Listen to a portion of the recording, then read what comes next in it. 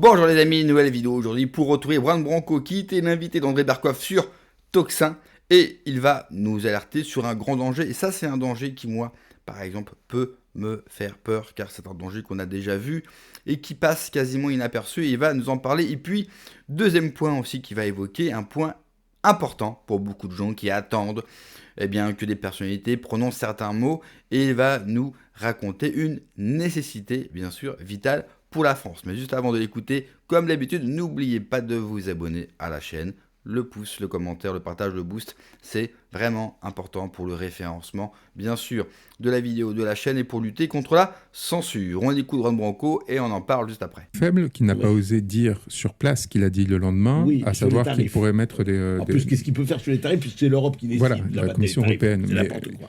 Alors, je voudrais arriver quand même à cette histoire du projet. Mais juste pour finir là-dessus, aujourd'hui, en fait, c'est pas tant une question d'exister en soi, mais vous voyez bien que si on est le contrepoids à une puissance allemande qui est en reconstitution. Je veux dire, l'année prochaine, les budgets militaires allemands seront le double des budgets militaires français. Donc, c'est fascinant. On a recréé un monstre à nos portes en prétendant lutter contre un monstre qui est à 2500 km. Est dans une situation économique terrible. Voilà. Donc, oui, mais c'est une fuite. C'est les dangers. C'est à ces moments-là qu'on devient dangereux en général. Donc, il faut qu'on fasse attention à ça. Mais d'un point de vue géographique, géopolitique aussi, repose sur des intangibles. On est le contrepoids naturel aux velléités d'expansion de l'Allemagne ou de projection vers l'Est. C'est-à-dire qu'on a la Russie et l'Allemagne qui sont en face à face, qui ont toutes les deux peur l'une de l'autre, qui sont rivales, avec la Pologne et l'Ukraine et les Pays-Baltes et la Roumanie entre les deux.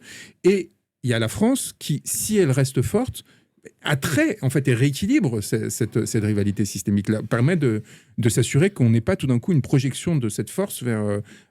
Donc en fait, on a un rôle pivot, quoi qu'il arrive, qui est fondamental. C'est sûr. Et on pourrait parler évidemment après de la Méditerranée, ainsi de suite. Donc, alors, est-ce qu'on le tiendra? Non, je sais, on peut. Alors je voudrais juste qu'on donne, parce qu'on n'aura pas le temps, mais en fin d'émission, je voudrais quand même qu'on donne les lignes de force du projet. Ouais. Je veux dire que vous passiez sur quoi, en fait, si vous parlez. Et encore une fois, je redis, les éditeurs de Toxin et de Berkoff sur le vif vont redonnez-moi qui vont regarder le projet juste après avoir écouté. Ouais, donc c'est aurore.org. Aurore au pluriel. Aurore au pluriel. Aurore au pluriel.org. Et s'ils veulent tomber directement, c'est / le projet. Voilà, / le projet, très bien. Alors, sur quoi, si vous voulez, parce que j'ai lu le projet, ce qui est très intéressant, moi, il y a 3 choses qui m'ont frappé.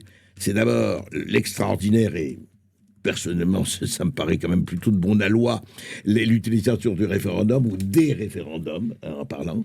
Deuxièmement, alors, sortie de l'OTAN, sortie de l'euro, évidemment, après référendum et tout ça, sortie de l'euro, Schengen et compagnie.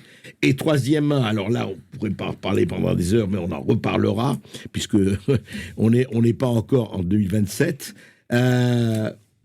Tout le côté... Cour des comptes, fusion-acquisition, comme on pourrait dire, Cour des comptes... Allègement de l'État, en fait. Allègement de l'État, voilà. En fait, on veut supprimer 300 impôts et taxes, par exemple. Pourquoi ? Mais c'est pas tant par une question idéologique de est-ce qu'on veut une société libérale ou sociale, c'est avant tout, on va casser toutes ces structures qui sont enquistées au fur et à mesure. Là, on le voit bien avec les débats budgétaires, ils n'arrêtent pas de créer de nouveaux dispositifs. Il y a des nouvelles taxes. Des nouvelles taxes, mais même des nouvelles instances de discussion pour compenser ça. Et en réalité, ça crée une confusion majeure sur ce que fait exactement l'État. C'est-à-dire que même les politiques et les hauts fonctionnaires ne comprennent plus vraiment. Alors, parlons des citoyens qui n'ont pas le temps à dévouer qu'ont les parlementaires. En plus, c'est pas ça quand vous dites fusion des régions, des départements, etc. Oui, c'est qu'on allège. On permet à nouveau d'avoir un rapport. C'est-à-dire qu'aujourd'hui, un des grands drames, j'en suis convaincu, c'est aussi pour ça que je pense qu'il faut sortir de l'Union européenne, on est une société de rituels. On est structuré sur des rituels puissants qui font qu'on reste encore la France et pas une société mondialisée comme une autre.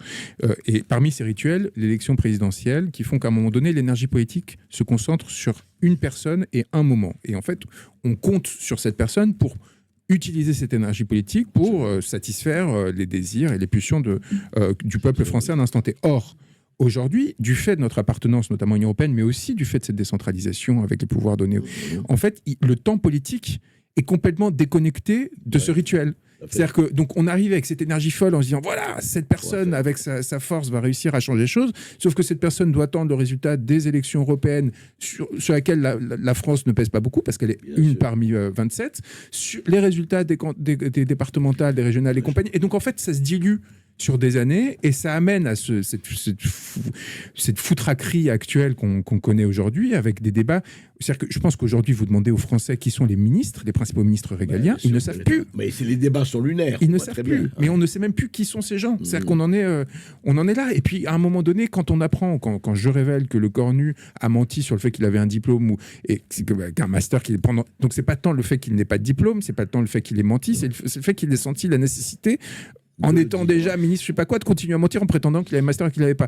Eh bien, tout le monde s'en fiche parce que, en réalité, on se fiche d'eux structurellement. Non, mais parce qu'il montre où il est bon, où il est pas bon, où il fait le job, où il fait pas le job. Non, mais c'est-à-dire qu'en fait, plus personne ne croit même dans l'hypothèse que cet homme soit honnête, sincère ou qu'il soit capable de faire le travail. C'est-à-dire qu'on s'est débranché, en fait, c'est ça, de cette Mais est-ce qu'on n'est pas trop débranché de la politique pour se dire qu'aucune option, aucune proposition ne peut encore passer? Et c'est là où moi je crois quand même à la puissance de ce rituel, de cette élection présidentielle et de son côté subversif et révolutionnaire en soi. Mais mon organisation, cette organisation qu'on a créée collectivement, moi j'ai quand même des gens qui à la première journée de formation politique qu'on a générée sont venus en nous disant on a des carabines, qu'est-ce qu'on fait? Et donc on est une sorte de dernier sas de respiration avant que ça parte vraiment dans ce pays, dans une direction que certains n'espèrent pas, et d'autres commencent à espérer de façon plus importante. Donc, si on ne laisse plus ces espaces-là exister, il va y avoir un effondrement majeur, et il va y avoir de la violence qui va revenir. Donc, on offre une dernière chance au système, en quelque sorte. C'est ça qu'on est en train de faire, mais sans oublier que ce système ne nous respectera jamais si on n'a pas nous-mêmes des armes, qu'elles soient symboliques ou, je l'espère pas, réelles. Alors, Juan Branco, on va parler de tout ça. Encore une fois, je renvoie au projet parce que vous dites de façon extrêmement claire ce que vous souhaitez, vous et les Russes souhaitent, et on verra. Est-ce que vous subodorez quand même des alliances, je ne dis pas de façon précise, mais vous subodorez au fur et à mesure du terrain qui vous travaillera. On a commencé dès le départ. Moi, j'ai commencé en allant voir Jean Lassalle, en étant reçu et en ayant Jacques Cheminade qui m'a envoyé parce qu'il a réussi à avoir les 500 parrainages à plusieurs reprises, ce qui n'est pas rien. Voilà, c'est-à-dire que ça requiert une organisation, une discipline. Donc pour apprendre, on avait proposé un débat à Solino qui a regardé un peu ça. Il l'a utilisé pour nous le renverser. Moi, on le sait tous, j'ai été proche. Quand j'étais très jeune de Dominique de Villepin.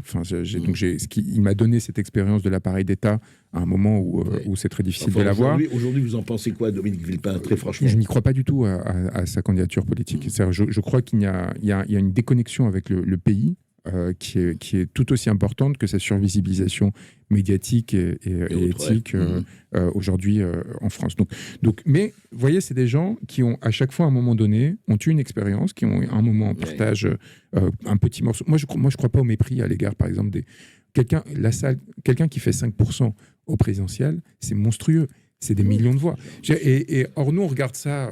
Ou Zemmour qui a fait 7%, ou d'autres. On regarde ça en tant que citoyen installé sur notre fauteuil. Ouais, le loser, il est arrivé 8e sur 10, vraiment. On n'imagine pas quand même le coup d'État pour quelqu'un qui n'a pas forcément au départ et qui n'a pas les moyens. Et donc, il faut apprendre de toutes ces expériences, apprendre des erreurs peut-être qu'ils ont commises, des pièges qui leur ont été tendus, et peu à peu essayer de réfléchir, coaguler, faire naître des nouvelles vocations chez des gens qui n'auraient jamais pensé prendre ce risque-là. Propos extrêmement intéressants d'Oran Branco. Le premier, c'est sur l'Allemagne. Effectivement, l'Allemagne se réarme. Dès l'année prochaine, son budget militaire va exploser et l'Allemagne connaît une crise économique. Et on sait qu'à chaque fois que l'Allemagne connaît une crise économique et que dans le même temps, elle se réarme massivement, on sait comment cela se termine. C'est une nécessité pour la France de se réarmer. Non pas seulement parce que l'Allemagne se réarme, mais c'est tout simplement une nécessité d'avoir une armée. Un pays qui veut vivre, c'est un pays qui cherche à se défendre. Avoir une armée compétente, avoir une armée puissante, c'est un signe de vie, parce que justement, vous ne voulez pas disparaître, et c'est aussi un bon moyen de dire aux autres, nous sommes toujours là, il faut absolument le faire. Le seul hic, et c'est un gros hic, un gros problème, c'est qu'effectivement, cela va se faire si on le fait avec les politiciens actuels. Donc le risque, c'est qu'ils réarment l'armée française, non pas pour notre défense et pour notre survie, pour l'instinct de vie, mais pour aller déclencher une guerre ou pour aller nous faire sacrifier pour une guerre qui n'est pas la nôtre. Ça, c'est le risque. Ensuite, Juan Branco, il va parler du Frexit, de la sortie de l'Union européenne. Et je sais que pour beaucoup, il faut passer par cette étape-là pour être validé par vous. Il veut aussi sortir de l'OTAN. C'est intéressant parce que Philippe Duvillier en a parlé. Il y a le rapprochement Philippe Duvillier-Florent Philippot, qui, je pense, va se faire dans les prochains mois. Je pense que Philippe Duvillier va continuer à être bancal dans ses propos pour garder l'antenne sur CNews. Donc il va continuer à être timoré parce que si il prend la parole de manière beaucoup plus franche, vous savez ce qui va se passer. L'Arcom va demander à enlever Philippe Duvillier de l'antenne. Et il faut que Philippe Duvillier, si jamais il pense à aller à la présidentielle, il faut qu'il garde le plus longtemps possible l'antenne sur site. Parce que qu'on le veuille ou non, c'est quand même pas mal d'avoir une émission toutes les semaines ou de passer plusieurs fois sur un média mainstream, chose que nous, on n'arrive pas à faire. Donc ça, on voit que peu à peu, quand même, il y a de plus en plus de gens ou de figures qui se prononcent pour le Frexit et pour une sortie de l'Union européenne. Ça, c'est pas mal. Ensuite, sur la candidature de Juan Branco, je pourrais faire une vidéo rien que sur ça. C'est pas le but de celle-ci. Je vous laisse, bien sûr, si vous aimez bien Juan Branco, si vous trouvez que c'est une bonne nouvelle, si vous vous méfiez, bien sûr, de Juan Branco, ça, je vous laisse me le mettre en commentaire. Mais je note que la digue, un petit peu, de la sortie de l'Union européenne est en train de faire effet. Mais c'est normal, hein, par rapport à tout ce qui se passe, on se rend bien compte que l'Union européenne, eh bien, c'est un frein. Mieux vaut tard que jamais, mais en tout cas cela arrive. Il parle aussi de s'allier avec d'autres personnes. On a entendu Asselineau qui s'est servi d'une vidéo de Juan Branco pour le démonter, mais François Asselineau, je crois qu'il faut arrêter d'en parler, parce qu'il ne s'alliera avec personne, parce qu'il veut faire cavalier seul.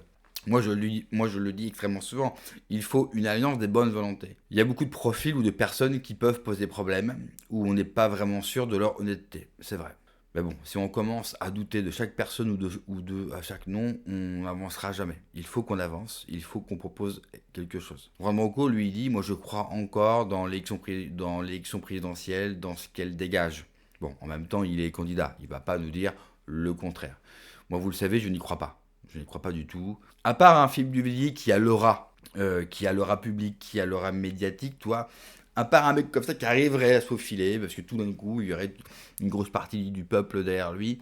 Je vois pas des plus petits candidats comme Juan Branco ou d'autres y arriver. Enfin, ils ont mis un système en place pour nous empêcher justement d'accéder au pouvoir suprême et de faire changer les choses. Et puis, comme je le dis souvent, même si on arriverait à élire quelqu'un de bien, il y aurait tellement de choses qui vont lui barrer la route, non seulement l'Union européenne, vous avez la justice, vous avez le Conseil constitutionnel, bref, vous avez tellement de... Enfin, continuer avec le même régime, je crois qu'il va falloir peut-être mettre la démocratie ou la République de côté un certain temps si on veut remettre en place très vite, bien sûr, la France, la replacer, relancer son industrie, mettre fin à l'insécurité, mettre fin à l'immigration, résoudre la crise sociale.